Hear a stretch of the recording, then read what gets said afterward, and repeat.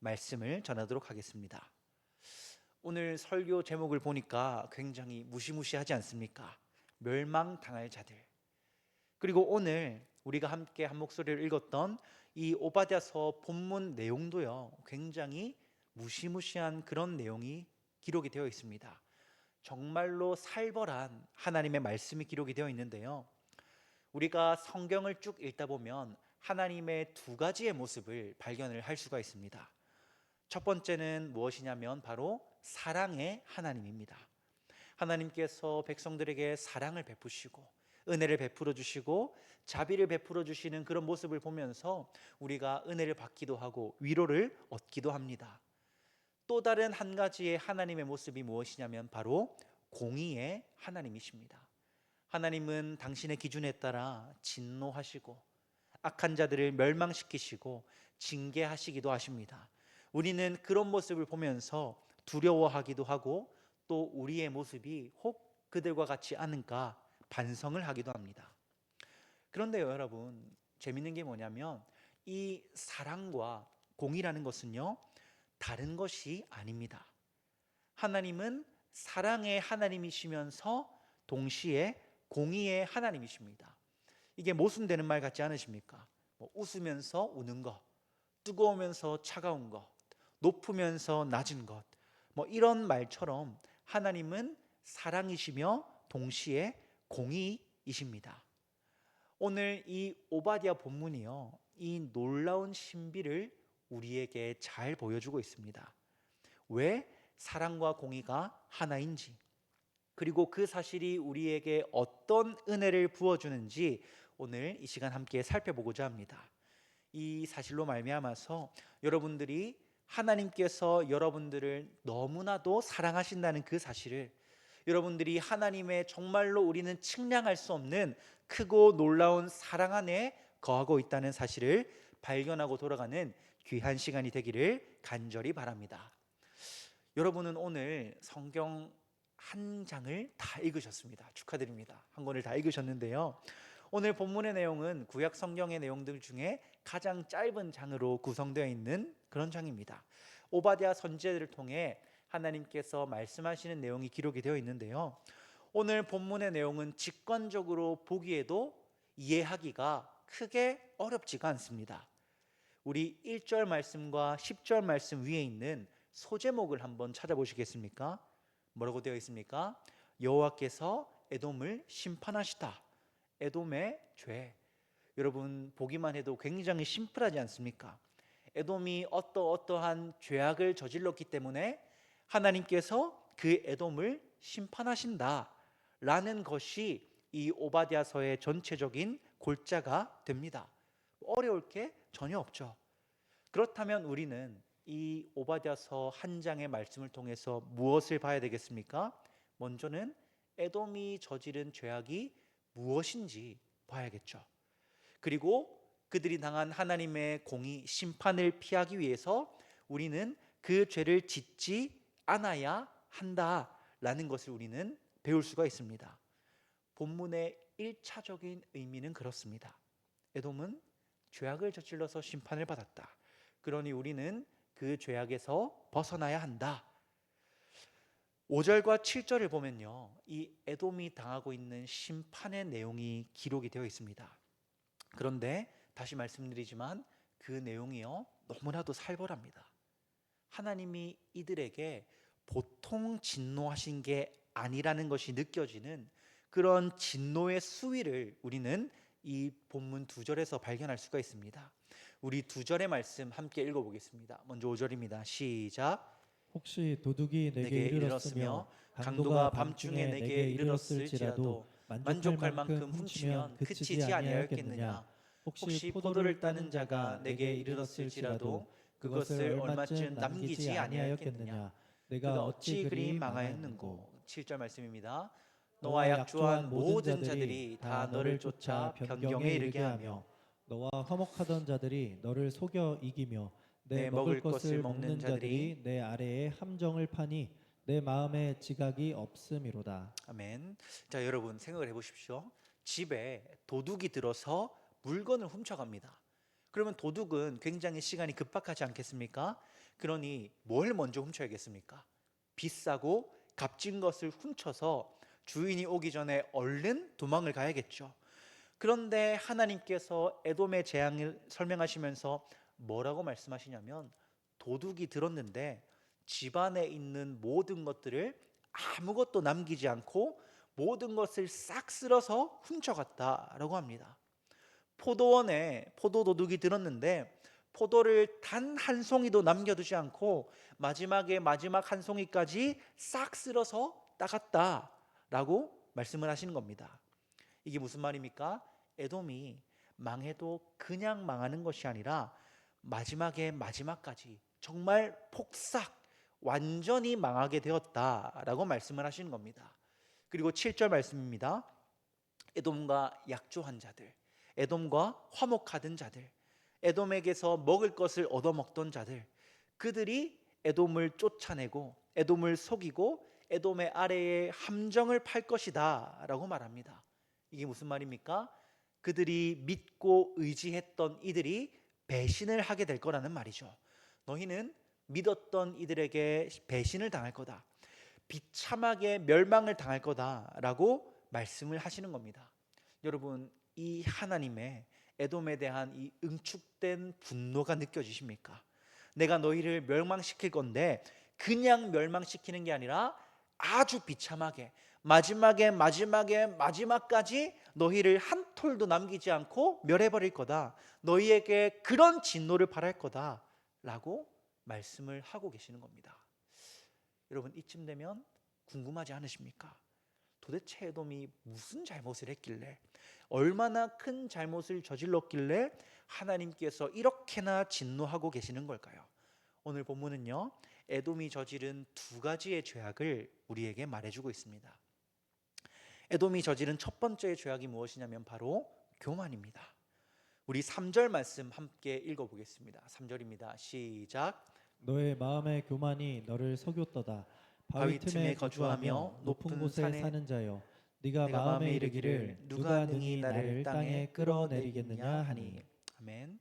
여러분, 지리적으로 볼 때 이 에돔이 어디에 위치를 하고 있었냐면 세일산이라는 곳에 위치를 하고 있었습니다.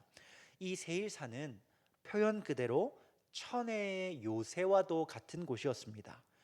험준한 산맥들과 커다란 바위들이 둘러싸고 있는 그런 지형이었는데요, 이런 험준한 세일산의 꼭대기에 위치하고 있었던 것이 바로 에돔이었습니다. 그래서 본문이 바위 틈에 거주하며 높은 곳에 사는 자라고 에돔을 표현하고 있는 겁니다. 여러분, 당시에 다른 나라들과 전쟁을 벌일 때 뭘로 전쟁을 했겠습니까? 칼과 창과 활을 사용하는 그런 육탄전을 벌이지 않았겠습니까? 그렇기 때문에 이 험준한 천의 요새 가운데 자리를 잡고 있었던 에돔은 적들의 침략을 손쉽게 막아낼 수가 있었습니다. 그러다 보니 에돔의 마음 가운데 교만한 마음이 생겨나는 거죠. 아무도 우리를 침략할 수 없다, 세상의 어떤 나라도 우리를 넘볼 수 없다. 에돔의 이런 교만한 마음을 3절 본문이 지적을 하고 있는 겁니다. 이에 대해 하나님께서는 오바댜의 입을 빌려서 4절에서 이렇게 말씀하십니다. 함께 읽어보겠습니다. 시작. 내가 독수리처럼 높이 오르며 별 사이에 깃들일지라도 내가 거기에서 너를 끌어내리리라. 여호와의 말씀이니라. 아멘. 여러분, 하나님은요, 그들의 그 알량한 교만함을 보고 코웃음 치시는 겁니다. 야, 너네가 독수리가 날아가듯이 높이 한번 날아올라 봐라. 험준한 산 정도가 아니라 그 어떤 사람도 닿을 수 없는 별 가운데 너희가 있어 봐라. 내가 거기에서 너를 끌어내릴 것이다. 너를 무너뜨리고 하늘 높은 줄 모르고 교만한 마음으로 높아져 있는 너희의 마음을 내가 바닥까지 끌어내리겠다라고 말씀을 하시는 겁니다. 여러분, 성경은요, 이 교만이라는 죄악을 굉장히 심각한 죄악이라고 반복해서 강조하고 있습니다. 잠언 16장 18절은 이렇게 말합니다. 교만은 패망의 선봉이요 거만한 마음은 넘어짐의 앞잡이니라. 여러분, 이 성경이 말하고 있는 교만은요, 우리가 세상적으로 말하는 교만과는 조금 차이가 있습니다. 우리는 보통 교만하면 무엇을 떠올리냐면 내가 가진 것을 이렇게 드러내는 것, 내가 높은 곳에 있다고 해서 다른 사람의 낮음을 무시하는 것, 우리는 그것을 교만하다라고 말합니다. 하지만 성경은 교만을 조금은 다르게 정의하는데요. 신명기 8장 14절 말씀 함께 읽어보겠습니다. 시작. 내 내 마음이 교만하여. 내 하나님 여호와를 잊어버릴까 염려하노라. 이어서 시편 10편 4절 말씀입니다. 악인은 그의 교만한 얼굴로 말하기를 여호와께서 이를 감찰하지 아니하신다 하며 그의 모든 사상에 하나님이 없다 하나이다. 아멘. 여러분, 성경은 교만을 무엇과 연결시키냐면 하나님과 연결시켜 설명을 합니다. 성경에서 말하는 교만한 상태란 어떤 상태냐면 하나님을 잊어버린 상태, 하나님이 없는 듯이 살아가는 상태를 말합니다. 이 세상의 주인이 하나님이시며 천지 만물을 운행하시는 분이 하나님이심을 알지 못하고 내가 가진 것, 내가 누리고 있는 것이 마치 나의 것인 양, 나의 힘으로 얻은 것인 양 생각하고 행동하는 것을 교만함이라고 말을 하는 겁니다. 그래서 하나님은 이들의 교만함을 지켜보지 않으시고 그들이 누리고 있는 것의 진정한 주인이 누구신지를 친히 보여주시기 위해 그들을 멸망시킬 것이다 라고 말을 하는 겁니다. 이어서 두 번째로 에돔이 저지른 죄악이 무엇이냐면 형제 야곱에게 행한 포악입니다. 이 이스라엘과 에돔 사이의 갈등은요, 조금 더 먼 과거로 거슬러 올라가는데요. 모세가 이스라엘 백성들을 이끌고 애굽에서 탈출했을 때에 이제 모세는 그곳에서 약속의 땅인 가나안 땅으로 갈 수 있는 가장 빠른 길로 향하고자 했습니다. 그 길 가운데 누가 있었냐면 바로 에돔이 있었습니다. 그래서 이 에돔의 왕에게 사진을 보내서 우리가 그 길로 지나가게 해달라라고 부탁을 하게 됩니다. 이에 에돔 왕은 이렇게 말을 하는데요. 민수기 20장 18절 말씀 읽어보겠습니다. 시작. 에돔 왕이 대답하되 너는 우리 가운데로 지나가지 못하리라. 내가 칼을 들고 나아가 너를 대적할까 하노라. 여러분, 에돔이요 결국에는 길을 열어주지 않았습니다. 그래서 모세와 이스라엘 백성들은 가까이 가로질러 갈 수 있는 길이 있음에도 불구하고 훨씬 더 먼 거리를 훨씬 더 오랜 시간 동안 돌아서 걸어가야 했습니다. 이때부터 이스라엘과 에돔 사이에 크고 작은 갈등들이 생기게 되는데요. 그것이 흐르고 흘러 남유다 왕국이 멸망을 당하게 되는 그때에 에돔은 그들이 멸망당하는 것을 방관하는 것을 넘어서서 유다의 멸망에 직접적으로 관여하기를 시작합니다. 시편 137편 7절 말씀입니다. 제가 읽어드리겠습니다. 여호와여, 예루살렘이 멸망하던 날을 기억하시고 에돔 자손을 치소서. 그들의 말이 헐어버리라 헐어버리라 그 기초까지 헐어버리라 하였나이다. 여러분, 시편 기자가 뭐라고 말하고 있습니까? 예루살렘이 멸망당할 때에 에돔 족속이 뭐라고 하고 있냐면 예루살렘을 향해 헐어버리라 헐어버리라 그 기초까지도 헐어버리라 라고 말을 했다고 합니다. 그리고 오늘 본문을 보면 에돔은 단순히 말로만 외친 것이 아닙니다. 11절부터 14절까지의 본문의 내용을 천천히 살펴보면 처음에 그들은 방관했고 그 다음으로 그들은 예루살렘의 멸망을 기뻐했으며 그 다음으로는 입을 크게 벌렸고 그 다음으로는 성문에 들어가 제물에 손을 대었고 그 다음으로는 뭘 했냐면 도망치는 자들을 잡아서 그들을 원수의 손에 넘겼다라고 말하고 있습니다. 에돔이 이스라엘을 향해 저지른 포악을 점점 크게 확장해서 표현을 하고 있는 겁니다. 이처럼 에돔은 형제 이스라엘이 멸망을 당할 때에 그것을 방관하고 심지어는 동참해서 재물을 약탈하고 도망치는 이들을 잡아서 바벨론에 넘기기까지 했다라고 본문이 말을 하고 있는 겁니다. 하나님은 바로 이 지점을 지적하시는 겁니다. 그래서 에돔이 교만과 더불어 형제에게 행한 포악이라는 죄악으로 말미암아 너희를 멸망시키겠다라고 말씀하시는 것이 이 오바댜서의 내용인 겁니다. 여러분, 그렇다고 했을 때 우리가 이 오바댜서를 통해 무슨 교훈을 얻을 수 있겠습니까? 첫 번째로는 에돔처럼 교만해서는 안 된다. 또 두 번째로는 에돔처럼 형제에게 포악을 행해서는 안 된다 라는 교훈을 얻을 수가 있겠죠. 이런 묵상도 충분히 타당하고 우리에게 좋은 교훈을 줍니다.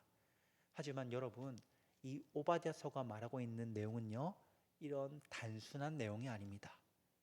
이 오바댜서의 내용을 성경 전체와 엮어서 우리가 살펴보게 된다면 이 한 장짜리의 짧은 책을 통해서 하나님께서 우리에게 얼마나 크고 놀라우신 은혜를 부어주는지를 발견할 수가 있게 됩니다.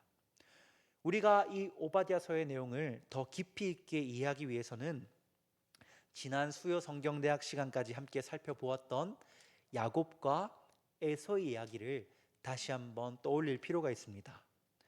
이 이스라엘과 에돔 사이의 관계는 단순히 두 개의 국가, 두 개의 민족 그 사이의 갈등만을 말하는 것이 아닙니다. 이 둘의 갈등은 더 나아가서 하나님의 백성과 하나님의 백성이 아닌 자들이라는 넓은 범위로 확장이 되게 되는 겁니다. 창세기 32장 28절 말씀 함께 읽어보겠습니다. 시작. 그가 이르되 내 이름을 다시는 야곱이라 부를 것이 아니요 이스라엘이라 부를 것이니 이는 내가 하나님과 및 사람들과 겨루어 이겼음이니라. 이어서 36장 9절 말씀입니다. 제가 읽겠습니다. 세일산에 있는 에돔 족속의 조상 에서의 족보는 이러하고.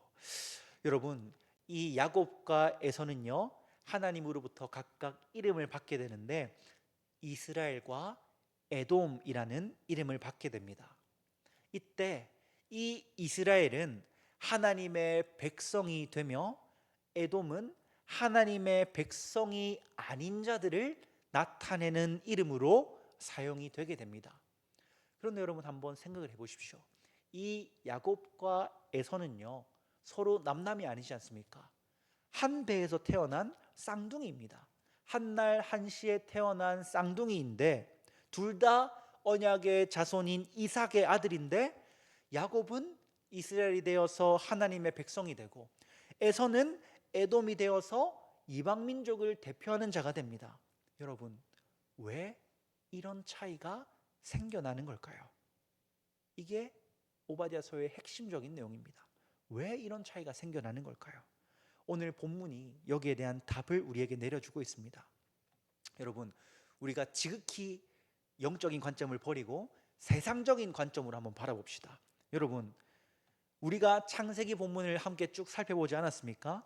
야곱이요, 이스라엘이 되어서 하나님의 축복을 받게 되고 에서는 에돔이 되어서 저주를 받게 되는데 우리가 세상적인 관점으로 성경을 보면요, 이 답을 내리기가 참 어렵습니다. 왜 야곱은 축복을 받고 왜 에서는 저주를 받았습니까? 야곱이요, 성경에 기록된 욥이나 다니엘처럼 정말로 흠잡을 것 없는 당대의 의인이었다라고 한다면 우리는 충분히 이해를 할 수가 있죠. 그런데 우리가 쭉 살펴본 바로는 야곱은 부족하고 연약하고 또 연약한 사람이라고 성경이 우리에게 말해주고 있지 않습니까?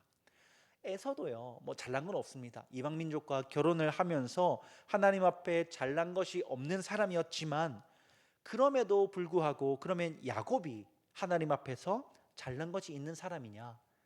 라고 묻는다면 성경을 정말 제대로 읽은 사람이라면 누구도 그렇다라고 말을 할 수가 없는 겁니다. 그렇다면 도대체 왜 이 야곱과 에서는 정반대의 길을 걸어서 이스라엘은 축복을 받고 에서의 자손들은 오늘 본문에 기록된 것처럼 신랄한 저주를 받게 되는 걸까요? 먼저 에돔이 저지른 죄악을요, 다시 한번 우리 살펴보도록 하겠습니다. 여러분, 에돔이 저지른 첫 번째 죄악이 뭐라고 말씀드렸습니까? 교만이라고 말씀을 드렸죠. 그래도 우리는 교만하지는 않지 않습니까?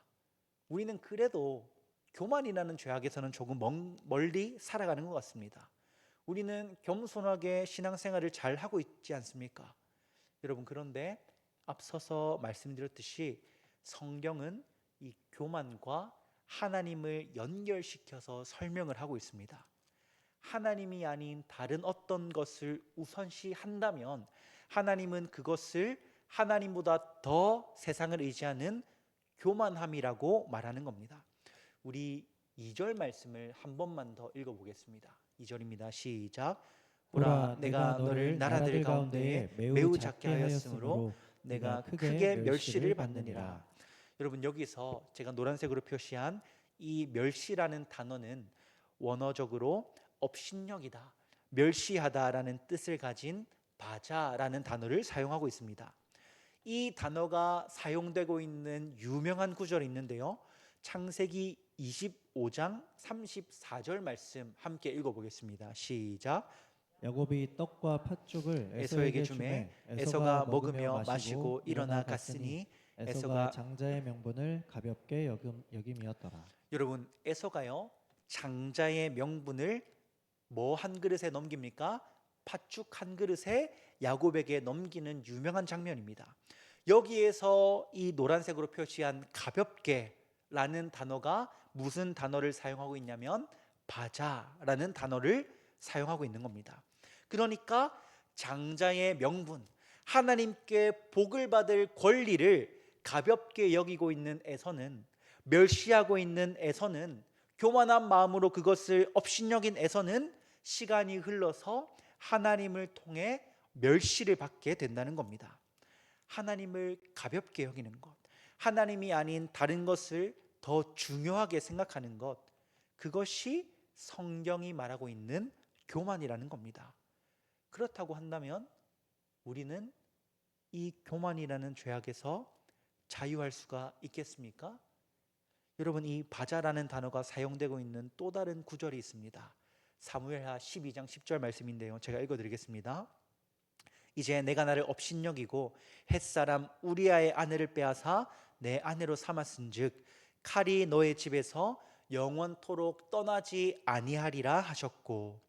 여러분, 이 말씀은요 하나님께서 나단 선지자의 입을 빌려 누구에게 하고 있는 말씀입니까? 다윗에게 하고 있는 말씀입니다. 여러분, 다윗이 어떤 사람입니까? 지금까지도 이스라엘의 가장 위대한 왕으로 추앙받는, 하나님이 선택하신 위대한 믿음의 선진이 이 다윗이지 않습니까?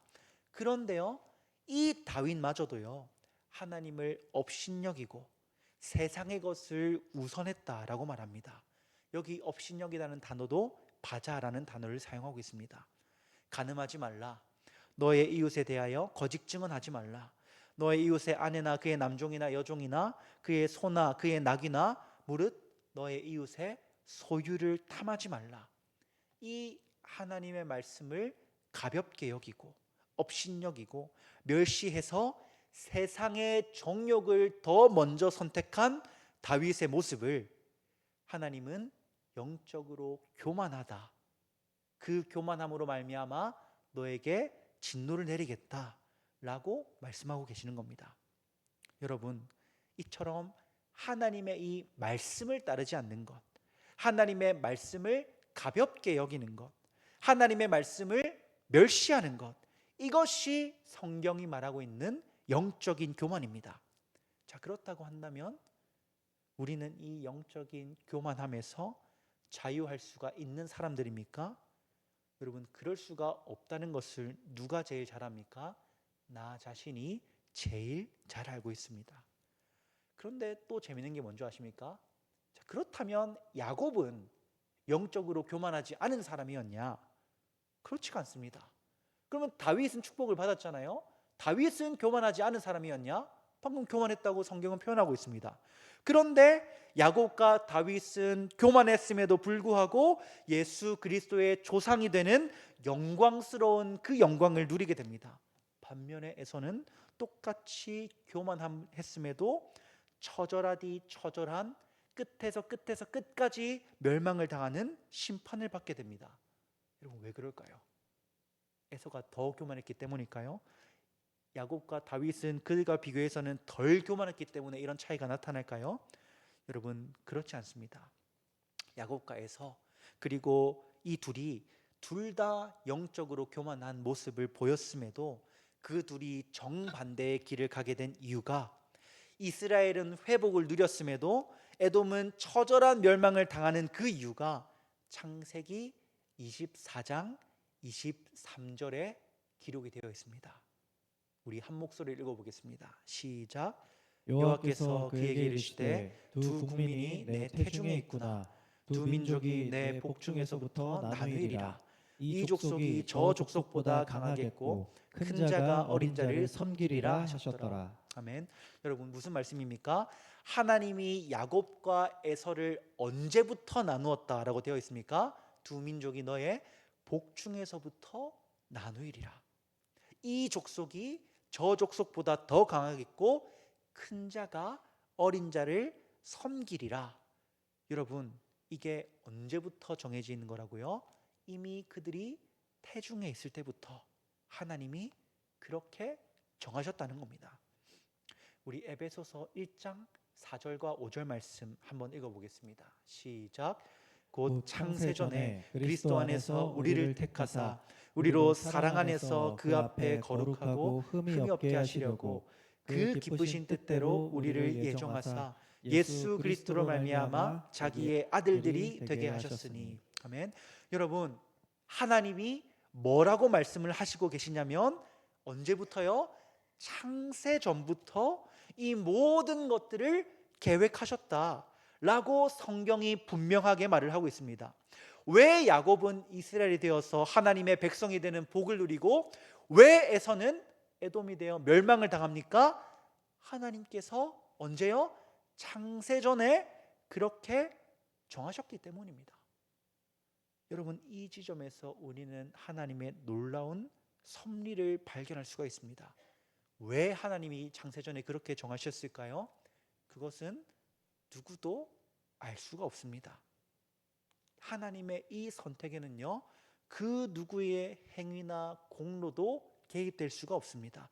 이 선택은요 하나님의 전적인 주권적인 선택이 되는 겁니다. 바로 이 지점에서 오바댜서가 우리에게 주고 있는 가장 핵심적인 주제가 드러나고 있습니다. 여러분 사실요 오바댜서는 앞쪽에서 에돔의 멸망을 길게 다루고 있지만 핵심이 되는 내용은 어디에 있냐면 맨 뒤쪽 17절에서 21절까지의 내용에 기록이 되어 있는 겁니다. 그 중에서도 우리 17절과 18절 말씀을 함께 읽어보겠습니다. 시작. 오직 시온산에서 피할 자가 있으리니 그 산이 거룩할 것이요 야곱 족속은 자기 기업을 누릴 것이며 야곱 족속은 불이 될 것이며 요셉 족속은 불꽃이 될 것이요 에서 족속은 지푸라기가 될 것이라. 그들이 그들 위에 붙어서 그들을 불사를 것인즉 에서 족속에 남은 자가 없으리니 여호와께서 말씀하셨습니다. 여러분 오바댜서의 이 마지막 부분에는 어떤 내용이 기록이 되어 있냐면 야곱 족속, 그러니까 이스라엘이 다시 회복될 것이다. 뭐라고요? 다시 회복될 것이다 라는 내용이 기록이 되어 있습니다. 이스라엘은 불이 되고 에돔은 지푸라기가 될 것이다. 이스라엘은 완전히 회복되고 에돔은 완전히 멸망당하게 될 것이다. 이것이 오바댜서가 말하고자 하는 가장 핵심적인 메시지가 되는 겁니다. 1절에서 14절까지 이어지고 있는 에돔에 대한 책망과 에돔의 죄악, 에돔의 멸망에 대한 심판의 내용은요 누구를 위한 내용이냐면 이스라엘을 위한 내용이 되는 겁니다. 하나님께서 오바댜의 입을 통해 지금 멸망당하고 있는 이스라엘 백성들에게 이렇게 말씀하시는 겁니다. 내가 너희를 대적했던 저 이방 민족들, 에돔으로 대표되는 이방 민족들을 철저하게 멸망시킬 것이다. 그리고 지금 비록 너희는 바벨론에게 패해서 멸망을 당하는 것처럼 보이지만 내가 반드시 너희를 회복시킬 것이다. 이렇게 하나님께서 오바댜의 입을 통해서 이스라엘에게 메시지를 전하고 계시는 겁니다. 여러분 하늘 높은 줄 모르고 교만했던 에돔은요 결국 처절한 멸망을 당하게 됩니다. 그리고 지금 처절하게 멸망당하고 있는, 그래서 바벨론으로 끌려가고 있는 이스라엘은요 결국 하나님이 허락하신 회복을 통해 높아지게 됩니다. 그렇다고 했을 때 여러분은 야곱의 편에 서시겠습니까? 에서의 편에 서시겠습니까? 여러분, 우리의 삶의 모습을 돌아보면요, 우리는 야곱에 가깝겠습니까? 에서에 가깝겠습니까? 에서에 가깝습니다. 우리는 에돔에 더 가깝지 않습니까? 하나님의 말씀을 가볍게 여기며 살아가는 영적으로 교만한 모습이 우리의 모습이지 않습니까? 지난주에 그 부활주일 부흥회를 하면서 큰 은혜를 누렸지만 변화되지 않고 여전히 세상 가운데서 죄악 가운데서 살아가는 것이 우리의 모습이지 않습니까? 여러분, 또 에돔은 형제 이스라엘에게 포악을 행했습니다. 이 이스라엘이 누구의 다른 이름입니까? 야곱의 다른 이름이죠. 그리고 이 야곱은요, 아브라함의 자손으로서 온 민족을 구원할 예수 그리스도가 오실 통로로 쓰임받게 됩니다.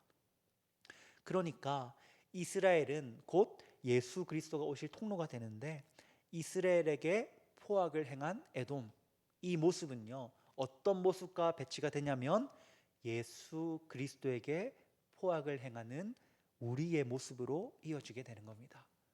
여러분, 누가 예수님을 십자가에 못 박았습니까? 로마의 군병들이 그것을 한 겁니까? 그렇지 않습니까? 예수님을 십자가에 못 박은 것이 누구입니까? 바로 우리들입니다. 누가 예수님을 채찍질하고, 누가 예수님께 가시 면류관을 씌우고, 누가 예수님께 포악을 행했습니까? 바로 우리의 죄악이 그것을 행한 겁니다.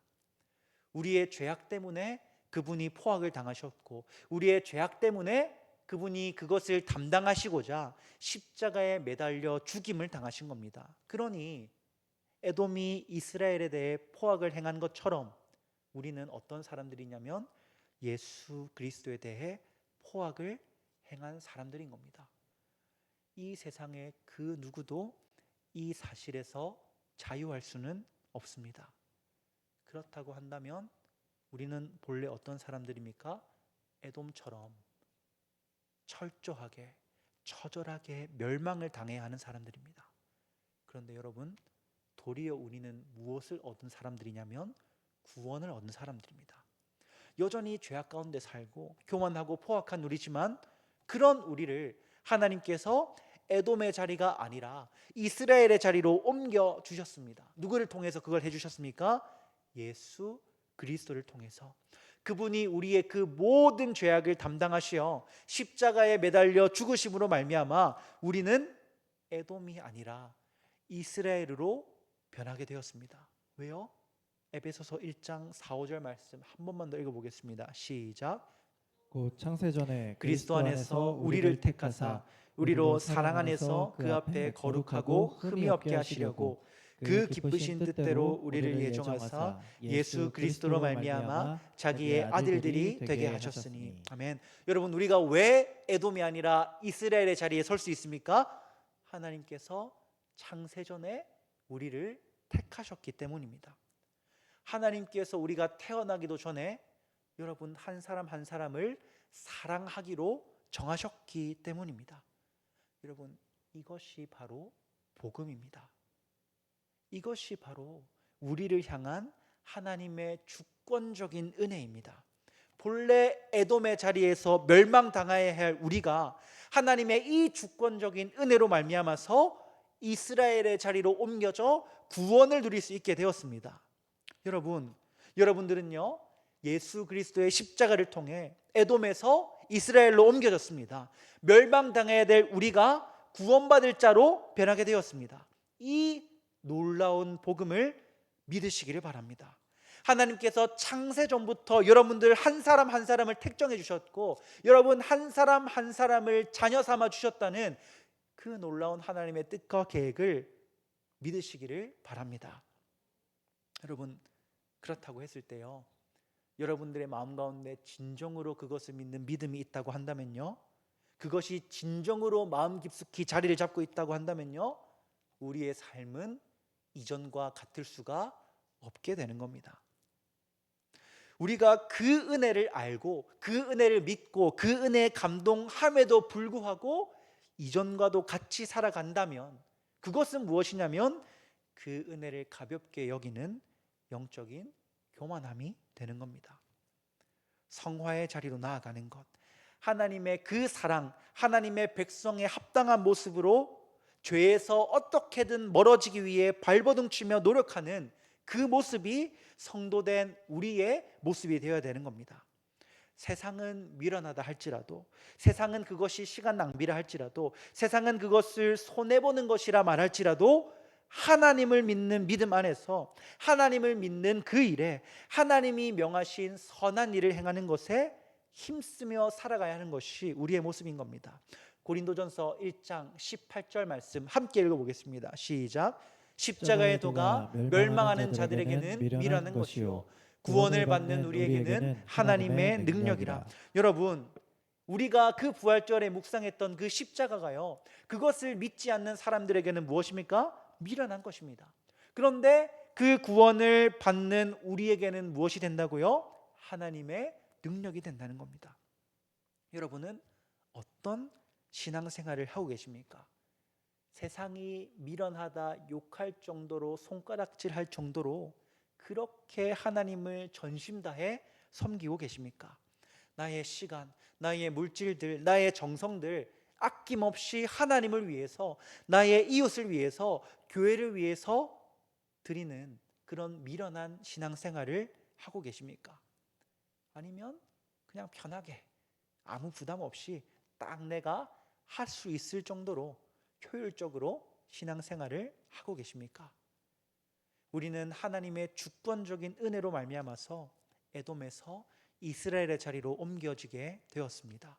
본래 멸망당해 심판받아야 할 우리가 구원을 얻게 되었습니다. 그러니 우리는 어떻게 살아가야 합니까? 그 은혜에 합당하게 살아가야 되는 겁니다. 세상이 미련하다 말할 정도로 하나님께 매달리고 하나님 앞에 온 정성을 다하는 그런 신앙생활을 해야 되는 겁니다. 하나님을 사랑하고 이웃을 사랑하고 그리스도의 몸된 교회를 섬기는 것에 전심전력을 다하는 우리가 되어야 된다는 겁니다. 적당히 편안하게 내가 할 수 있는 만큼만 하는 것이 아니라 힘들어도 어려워도 그럼에도 불구하고 그 은혜에 감격되어서 하나님 앞으로 나아오는 것이 진정으로 그 복음을 받아들인 자들의 모습이 된다는 겁니다. 여러분, 부활주일에 이제 베드로가 십자가에서 부활하신 예수님을 디베레 호숫가에서 만나게 됩니다. 그리고 그 예수님을 만난 베드로는요, 삶이 완전히 변하게 됩니다. 이전에는 예수님을 부인했던 자가 십자가에 거꾸로 매달리기까지 예수님을 전하게 됩니다. 왜요? 진짜 그 믿음이 베드로의 마음 가운데 생겼기 때문입니다. 정말로 예수님을 믿는 사람은요, 십자가에 거꾸로 매달려 죽기까지 그분을 따르는 삶을 살아야 한다는 겁니다. 세상이 미련하다 할 정도로 하나님을 위해 힘쓰는 우리가 되었으면 좋겠습니다. 하나님을 위해 사는 그 삶이 세상은 미련하다 할지라도 가장 지혜로운 삶임을 믿고 그 길을 끝까지 걸어가는 사랑하는 영신교회 여러분들이 될 수 있기를 주님의 이름으로 축복합니다. 우리는 에돔에서 이스라엘로 변하게 되었습니다. 하나님께서 창세전부터 여러분을 사랑하시기로 작정하셨습니다. 그러니 그 사랑을 붙들고 그 사랑으로 말미암아 세상은 줄 수 없는 참된 평화와 안식을 누리게 되는 우리가 될 수 있기를 주님의 이름으로 축복합니다.